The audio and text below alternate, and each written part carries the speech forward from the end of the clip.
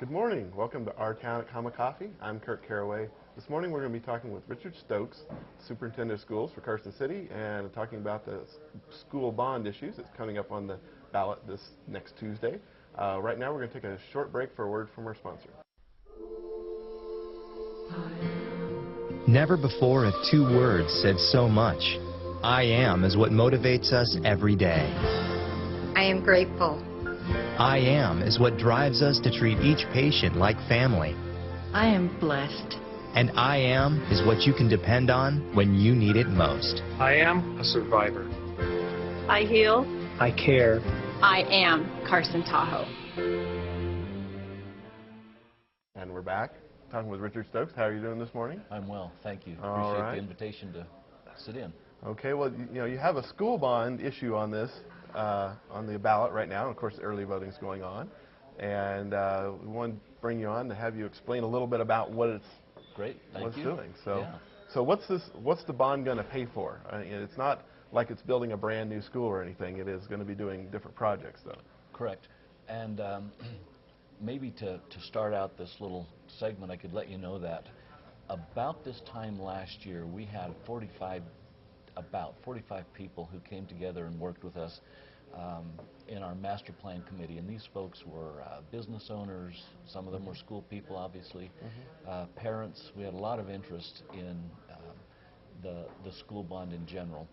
And these folks studied our buildings, they looked at our operations, and they came back with what we're referring to as phase one of the school bond, which hopefully when the school bond passes in 2010 through about 2013, nearly all of our school buildings will have some aspect of renovation or modernization or redesign that we're going to be able to use.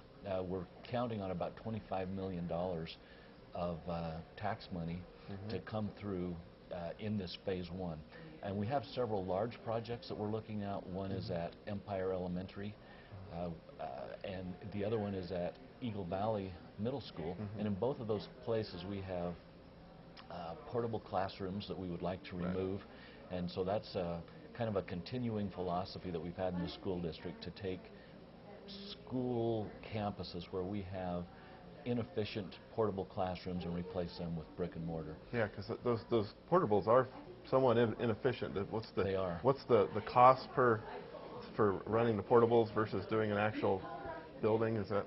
We've determined that it costs us about $6 a square foot to maintain and operate a portable classroom.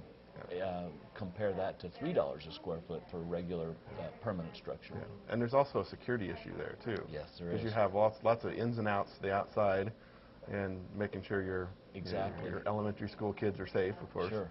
Yeah, it is a better scenario altogether. Plus, when you've got everybody under one roof and you've got all of your resources and all of your programs, kids aren't moving back and forth outside of the weather, opening the doors, and again, that all comes back to heating and cooling and some of those efficiency issues. Yeah.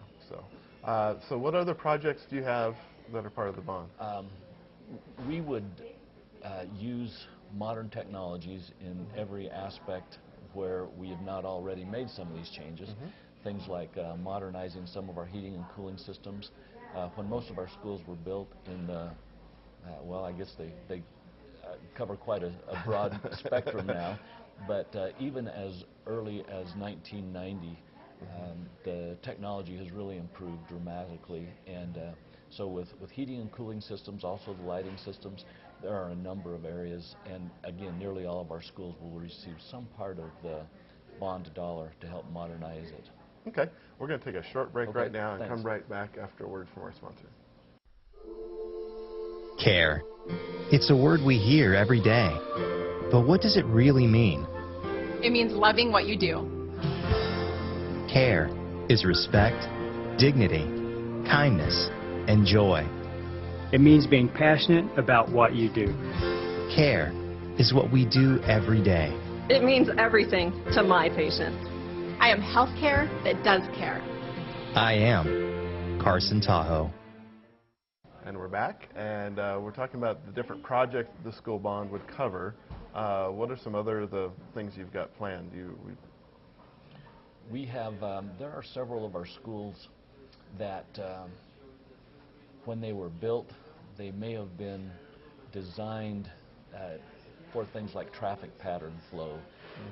I'm just going to pick Fremont Elementary because that's a place where, you know, if you've ever tried to drop off a student at the start of the day or to pick one up at the end of the day, it's a mess. Yeah, trust me on this one. I know this one well. And you know, we want to try to reconfigure some of those traffic patterns by maybe using the property differently. Yeah. It's going to require us to do some groundwork associated with rerouting how we actually, you know, do an important part of our job. And again, there's a whole safety component that's associated with this.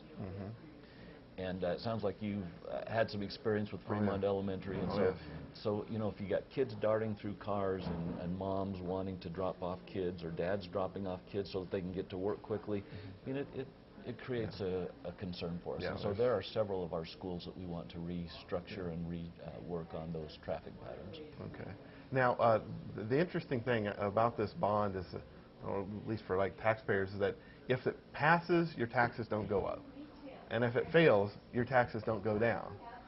So explain a little bit, explain how this, because usually when you get these things like, okay, you want more money. Well, no, you don't want more money. It's a continuation of, And it is interesting. And our school bonds, I would say the last 3 school bonds that have been passed in Carson City have been just like this one in terms of the amount of revenues that we stand to receive. And the school district will receive 43 cents on every $100 of assessed valuation. And all really that means is that the school district has access to taxpayer monies right now at that rate.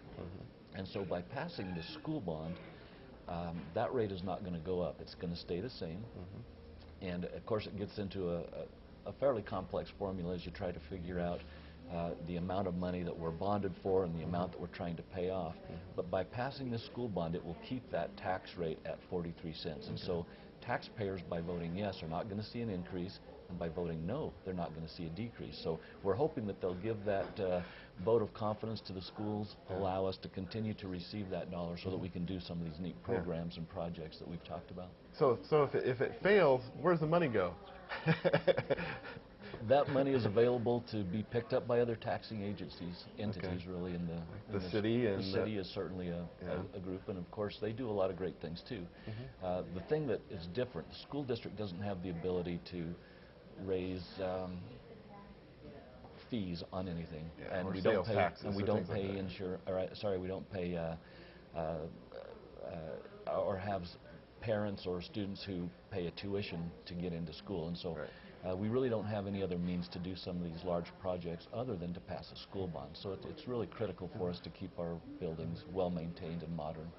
Now, because school bonds, the way they're set up, they have to be used for facilities and for infrastructure. They can't be used as not paying for teacher salaries. That's exactly or things like that. So one thing that to clear those. Exactly right. The school bond is entirely for capital projects, building new buildings, which we really don't have any new buildings that we're going to build at this point, but we are certainly going to be maintaining and making some adjustments to our buildings. But that's the only way we can do it is through a school bond.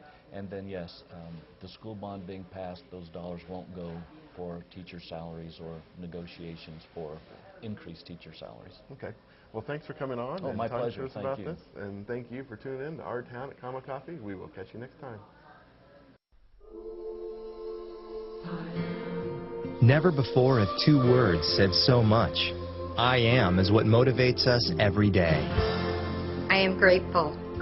I am is what drives us to treat each patient like family. I am blessed. And I am is what you can depend on when you need it most. I am a survivor. I heal. I care. I am Carson.